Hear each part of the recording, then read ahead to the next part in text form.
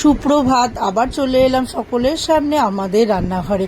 আজকে আমি আরেকটি নিরামিষ, একদম সম্পূর্ণ নিরামিষ একটা মুখরোচক খাবার করে আমি দেখাবো। সেটা হচ্ছে মুগ ডালের ধোকলা।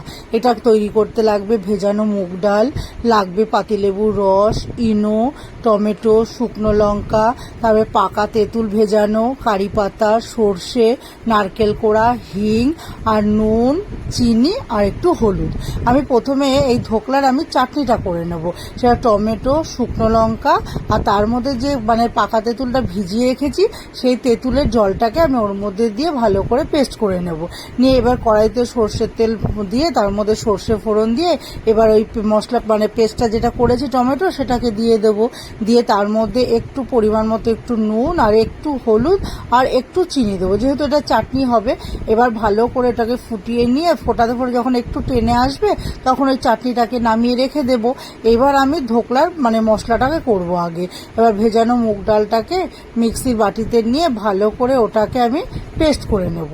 এবার ওই মশলা যেটা মুগ ডালটা পেস্ট করা হয়ে যাবে, এবার ওই ডালটার মধ্যে আমি পরিমাণ মতো নুন, একটু হলুদ আর একটু স্বাদ মতো একটু চিনি দেবো, দিয়ে আর একটু হিং দেবো। দিয়ে ভালো করে হ্যান্ড ব্লেন্ডার দিয়ে ওটাকে ভালো করে আমি ব্লেন্ড করে নেবো ডালটাকে খুবভাবে। একদম ভালো করে যখন ব্লেন্ড হয়ে যাবে তখন আমি ইনোটাকে ওর মধ্যে দিয়ে দেবো। এবার ইনোটাকে দিয়েও একটু বেশিক্ষণ আর নাড়বো না, একটু নেড়ে নিয়ে এবার একটা থালার মধ্যে আমি একটু তেল মাখিয়ে রেখেছি। এবার ওই থালাটার মধ্যে তেল মাখিয়ে আনানোর পর আমি এই যে ব্যাটারটাকে এতক্ষণ আমি ব্লেন্ড করলাম ওটাকে আমি ওর মধ্যে ঢেলে দেব।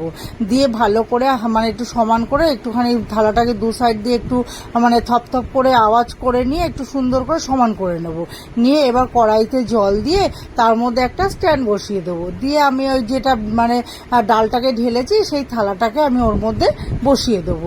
দিয়ে আমি একদম চাপা ঢাকা দিয়ে দেবো।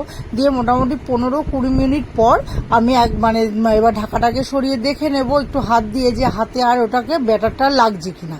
এবার যখন দেখবো হাতে লাগছে না, একটু কাঠি দিয়েও দেখে নেব। এবার কাঠির মধ্যেও ব্যাটারটা লাগছে না, তার আমার ওটা হয়ে গেছে। এবার ওটা নামিয়ে আমি যে এর উপরে যে জুসটা দেবো একটা টক ঝাল মিষ্টির, সেই জুসটাকে আগে করে নেব। এবার কড়াইতে তেল দিয়ে তার মধ্যে সর্ষে, কারি পাতা ফোড়ন দেবো আর তারপরে কতগুলো গোটা কাঁচা লঙ্কা দেবো। দিয়ে এবার একটু নুন দিয়ে পরিমাণ মতো একটু জলটা দিয়ে দেবো, যাতে জুসটা সব ধোকলাগুলোর উপরে দিতে পারি সেই মতোই আর কি জলটা দেবো।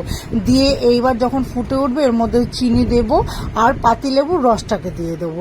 দিয়ে ভালো করে ফুটিয়ে নিয়ে এইবার আমি ওটা যখন হয়ে যাবে ওটা আমি নামিয়ে রাখবো। ততক্ষণ আমি ওটা ঢাকাটাকে খুলে আমি ওই ধোকলাগুলোকে এবার ছুরি দিয়ে পিস পিস করে কেটে নেব। নিয়ে এবার একটা ওর উপর দিয়ে যে জুসিটা করেছি একটা থালার মধ্যে সাজিয়ে ওর উপর থেকে ওই জুসটাকে ভালো করে দিয়ে নিয়ে আর তার উপর দিয়ে নারকেল কোড়া দিয়ে দেবো। দিয়ে আর যে চাটনিটা করেছি এবার ওটাকে সাজিয়ে পরিবেশন করব। তাহলেই তৈরি হয়ে যাবে আবার মুগ ডালের ধোকলা। এই রান্নাটি যদি ভালো লেগে থাকে তাহলে লাইক করবেন, কমেন্ট করবেন, শেয়ার করবেন, অবশ্যই সাবস্ক্রাইব করবেন। ধন্যবাদ।